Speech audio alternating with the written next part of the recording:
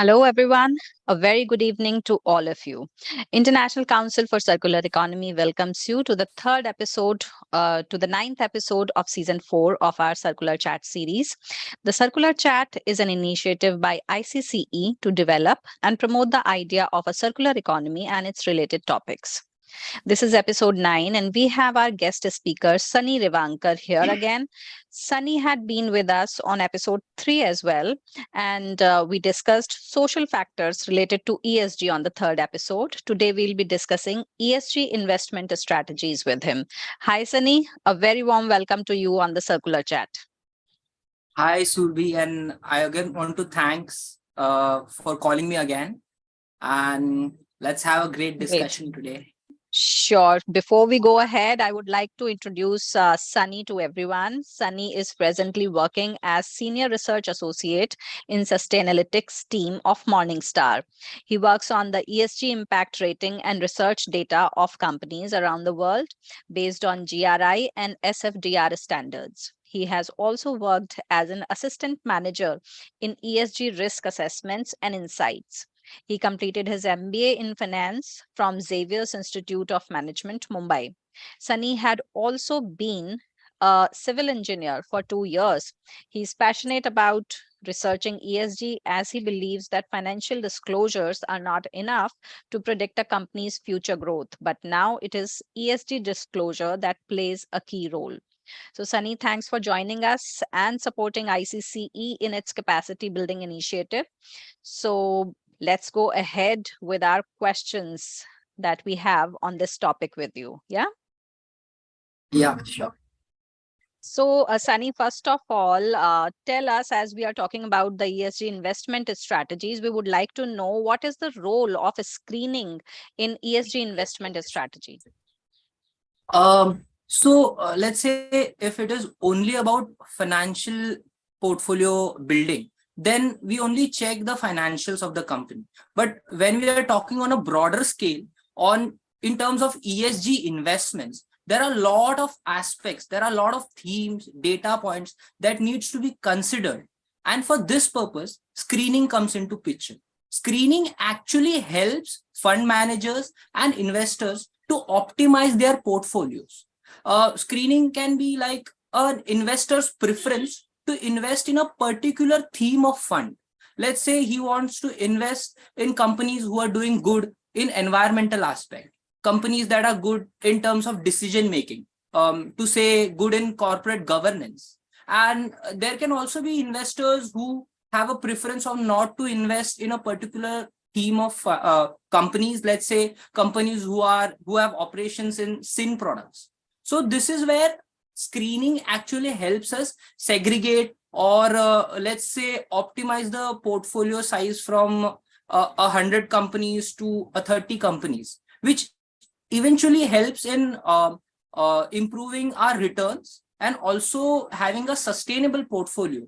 Because we have also seen trend. If you see major funds in US, funds with sustainable themes have survived. We have seen around 70% of the funds which had sustainable themes have survived, and only 51% of funds which had purely financial theme have survived. So you can see the survival rate of your own investment is also important, and we can see screening helps us in achieving that as well.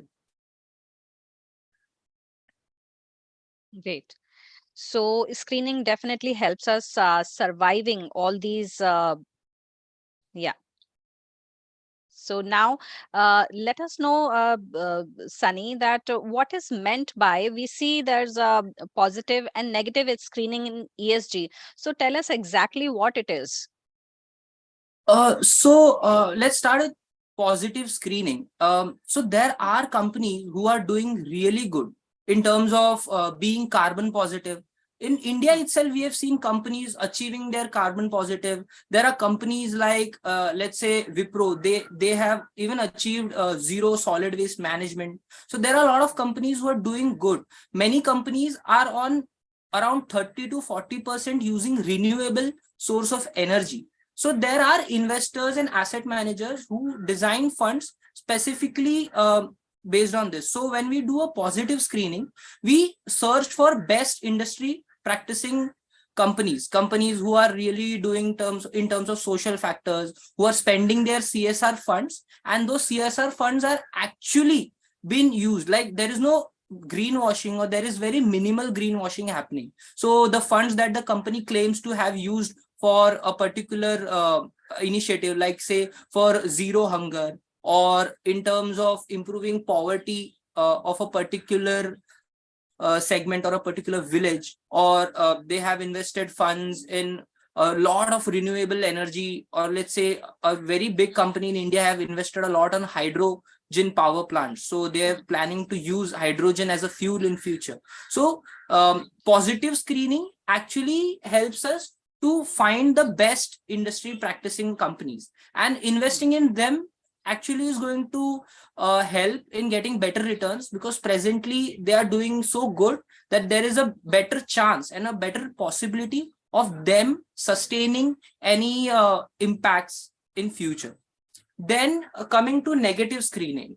So in negative screening, it's completely backwards, like where we check for positively impacting companies in positive screening. In negative screening, the point comes to companies who haven't even started with their proper sustainability journey. Let's say they are guzzling a lot of oil in their operation activities. There is no plan in waste management, and the employee ratio, let's say the female employee ratio in their senior management, their board, or let's say the overall employee ratio of the whole company hasn't improved.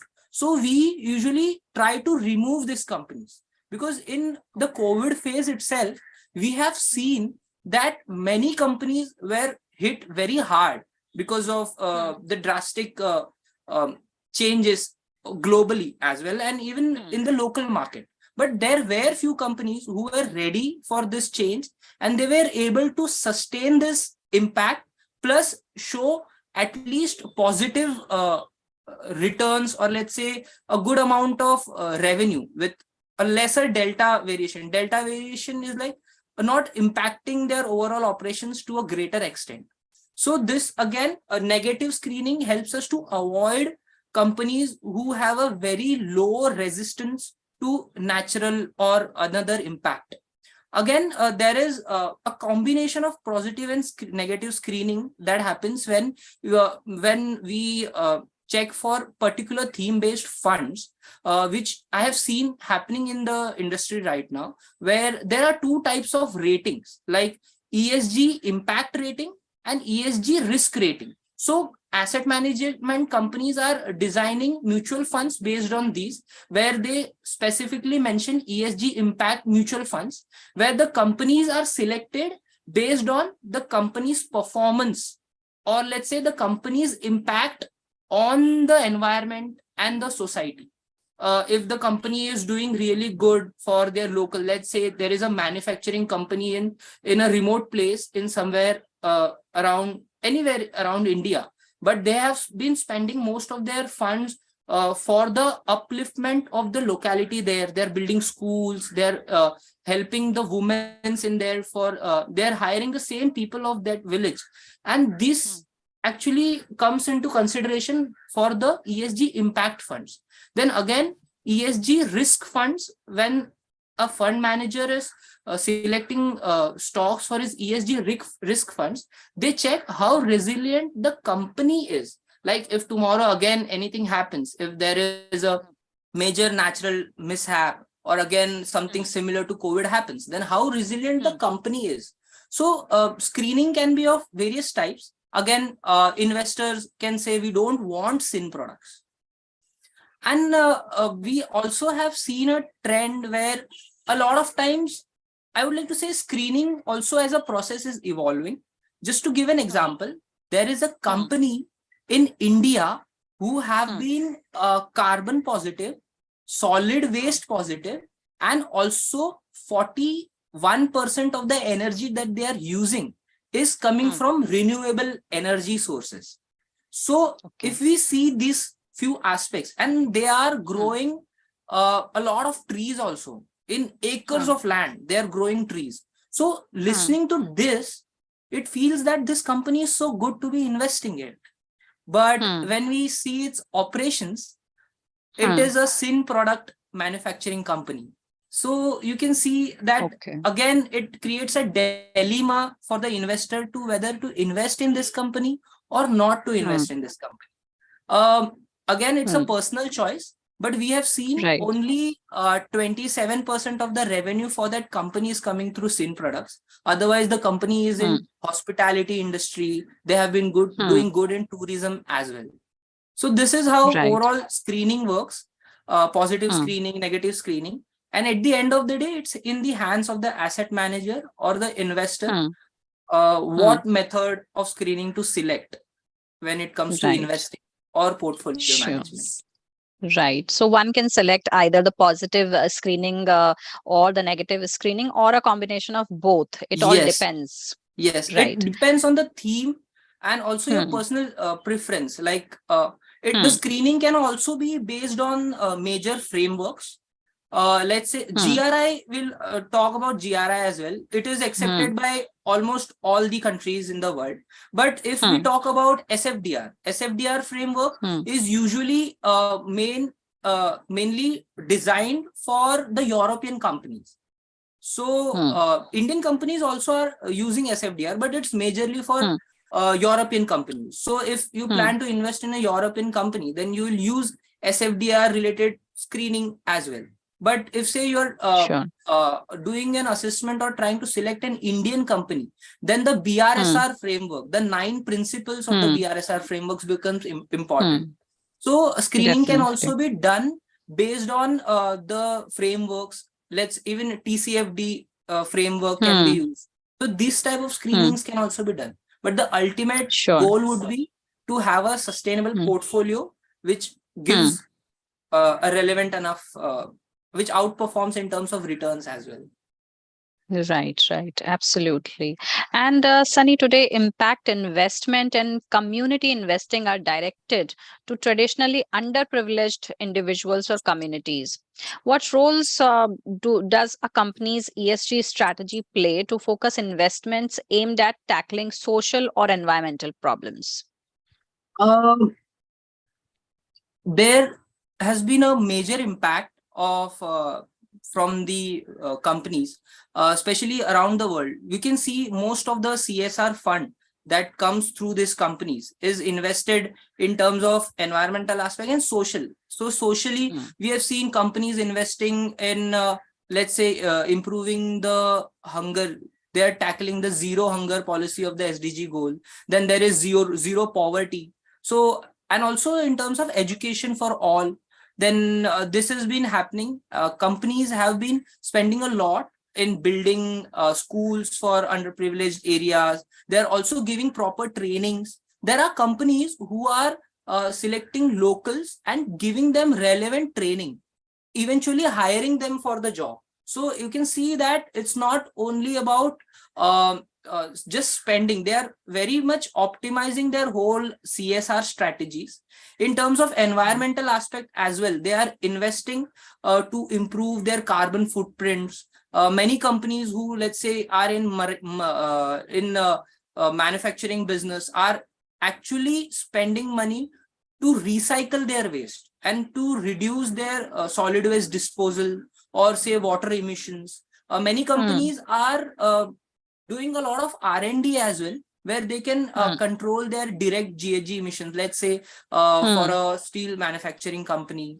And again, when we talk about people and their upliftment, the again, it also comes to easy access of proper transparent data for them, which also makes them aware about what is wrong and what is right. But yeah, corporates, especially larger companies, are playing a major role in the whole upliftment of locals and underprivileged communities. Many women are getting to be independent. They have started earning, and females earning has also created more education for them. Yeah. So obviously, all the social drawbacks that we have, they are definitely getting upliftment. Inclusiveness is coming, and so many other things are being taken care of while companies are, coming into ESG domain. So, what role does the US use of shareholder ability to influence corporate conduct? Such as through direct corporate engagement, shareholder proposals play in ESG strategy both in India as well as globally. Do you have any examples to share here? Um, so when we are talking about this decision making, so governance, corporate governance, it has everything under their control. So as you said, that what role does the corporate governance, the decision making part play? Then these are the people who decide where the fund will be invested in, and these are the people who also actually check if the planning for what the funds were raised or the funds were arranged for is used or not. So again, the governance part comes into the picture for this question, where we check if the decision making is taken with everybody's like the board is staggered, if the decision making is taken by voting system, or if it is just concentrated in one individual's hand. In especially Japanese companies and US European companies, we have seen where the companies are taking good decisions in terms of using those funds and all. And the governance actually plays the most important part when it comes to overall ESG factors also, because the governing body, the board of directors, or let's say the key management personnel decide what is going to happen, how the process of carrying those things is going to be there, and how do we exactly measure the impact of the whole process of helping people, or let's say improving the whole factor. And again, when even an fund manager is doing his portfolio optimization, they also check all these factors. Governance, for years governance was ignored. They thought that if the company is making profit, then eventually the money is going to keep coming. But we have seen the companies fail, and even a lot of sustainability strategies fail because of bad governance. Not bad governance, it usually happens when a concentrated decision is taken by a small set of individuals, where if we have a proper understanding, we have opinions of people from different industries. That's the reason it is very important. The board of directors, the group of board of directors needs to be from different industries with experience from different backgrounds. So there was an example. Right. There was a company who used to manufacture passenger vehicles for Okay. normal customers, like day-to-day commutes. And they had a Formula One race car driver in their board. So this news was very much in news recently, where they were asking what would a Formula One guy do when it comes to taking decisions for a local car, because his set of understandings are different. But then Right.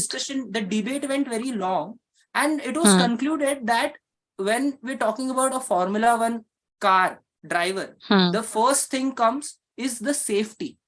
So we think we could give a better insight on improving the overall safety mechanism of a car. Like, he would be the right person to tell how the brake systems needs to be, or he could give insights Right. on improving the overall strength of the body, or better locations to assign the airbag systems and all. Then again, there was a company, again I don't want to take name. So Right. yeah, so there was a company who was into manufacturing business, and they had a director who had a experience apart from it. So he was not from the fashion industry, but he was from the science field. So they had a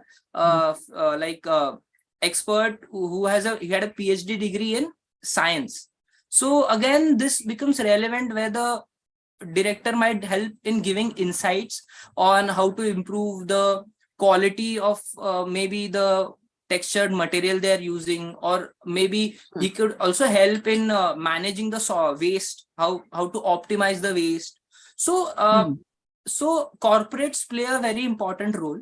We have seen philanthropists governing the CSR funds. Usually this helps because they are doing it wholeheartedly. So when they take decisions, they understand, they relate to the crowd while spending this investment. They also help in connecting with the crowd and understanding their actual needs, because we have seen CSR has SDG, even UN SDG goals have 17 different goals. So there are places in, let's say in India itself, where there is food in abundance. The farmers have food, but the farmers do not have proper resources for education. So in that village, education is needed. Then there is some villages in India where money is coming through labor, not like because there are a lot of manufacturing plants there.